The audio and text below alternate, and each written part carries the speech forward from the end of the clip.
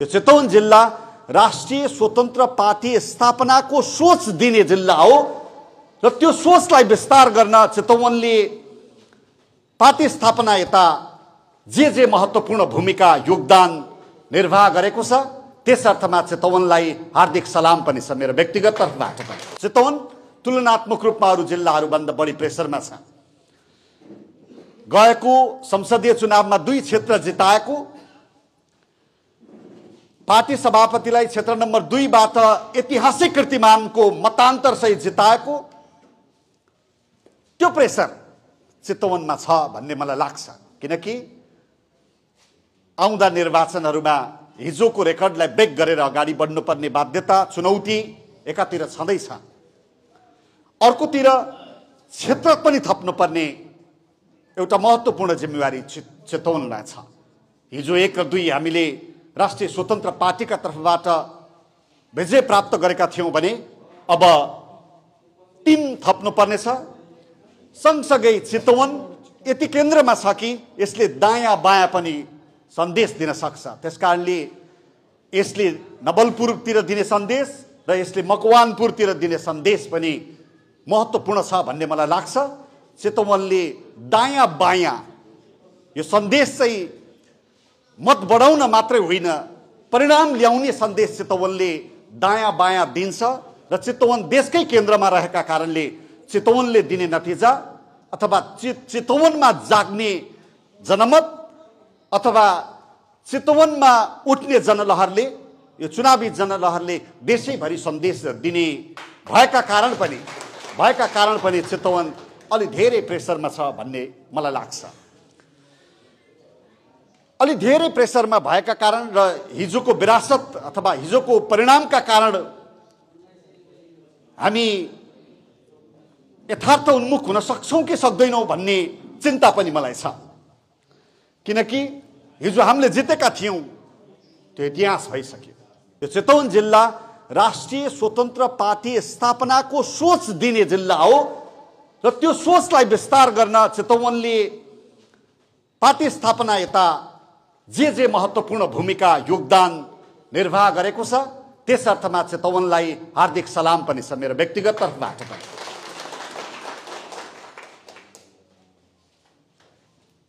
त्यो अर्थमा पनि हिजो स्थापनादेखि विकास विस्तारमा अत्यन्तै महत्त्वपूर्ण योगदान पुर्याएका हिसाबले पनि चितवन प्रेसरमा छ मलाई लाग्छ। चितवन तुलनात्मक रूपमा अरू जिल्लाहरूभन्दा बढी प्रेसरमा छ। गएको संसदीय चुनावमा 2 क्षेत्र जिताएको,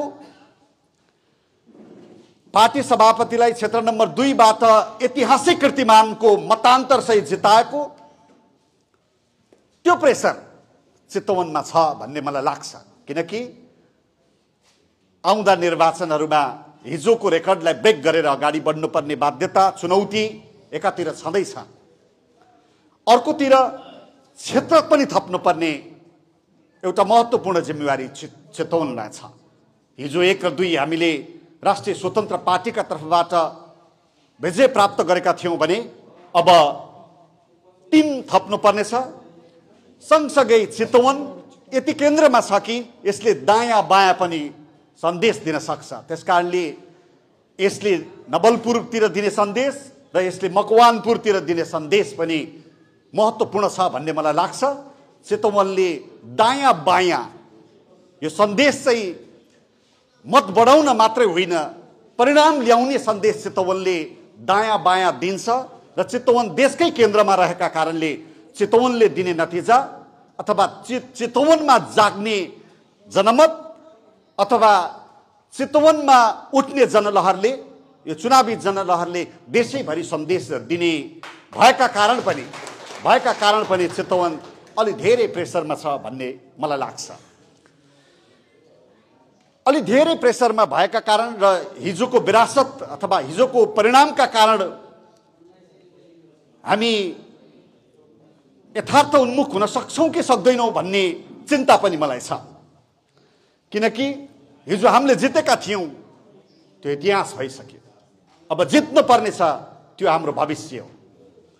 हिजो जितेका कुरा मनन त गर्नुपर्छ, स्मरण त गर्नुपर्छ, ठीक हो, तर अब जित्ने, अब परिणाम दिने कुरालाई केन्द्रित गर्नुपर्छ भन्ने मलाई लाग्छ र यहाँहरूको कुरा सुन्दा मलाई यहाँले चुनावको तयारी अत्यन्तै गजबका साथ गर्नुभएको महसुस भयो।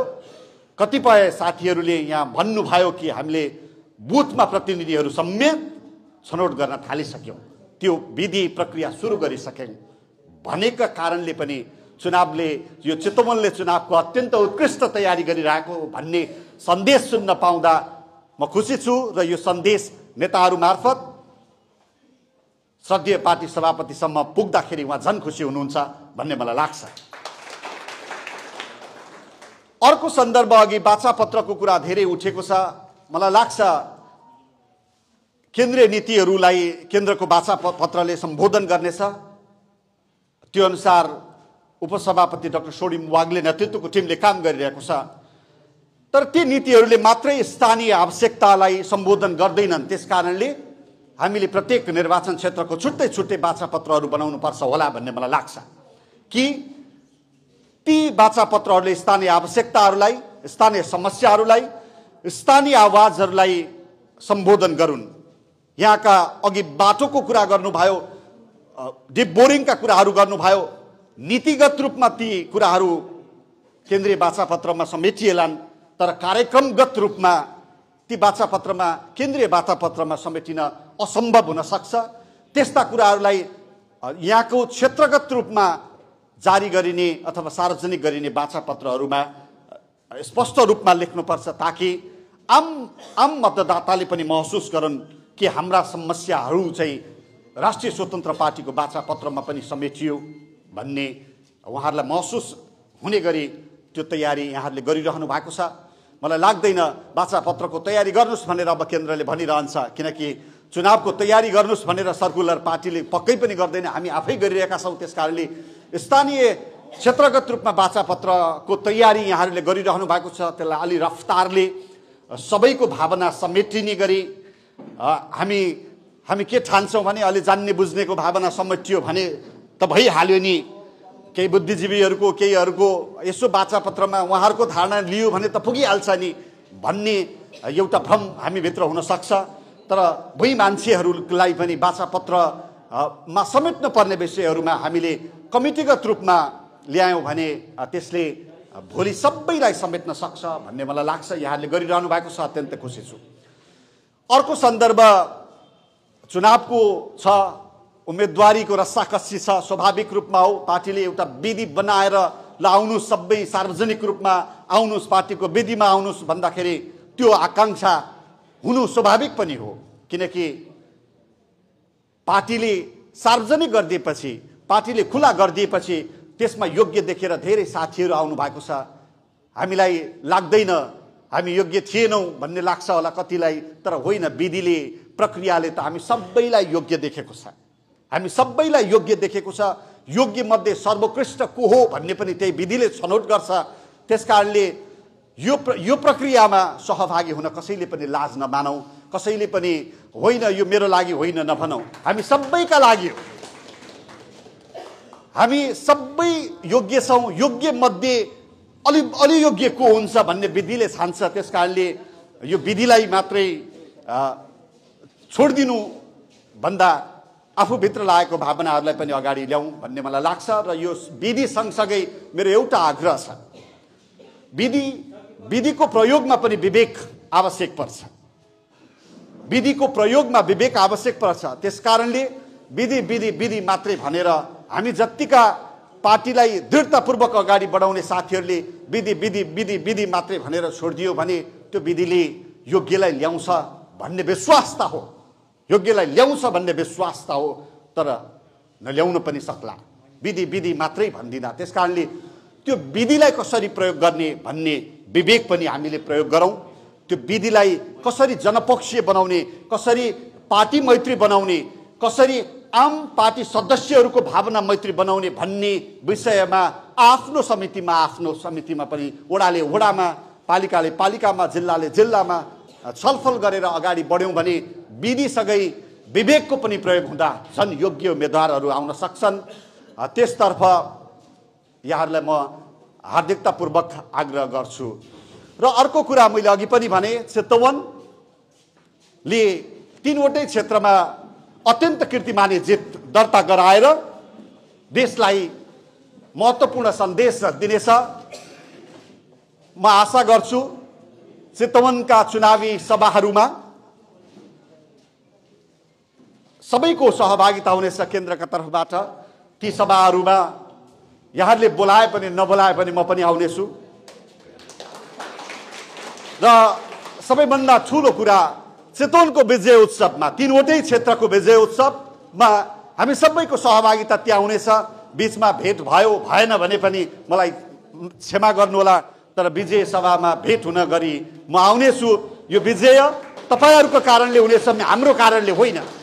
कुनै खास व्यक्तिगत उम्मेदवारको कारणले पनि यो विजय हुने छैन।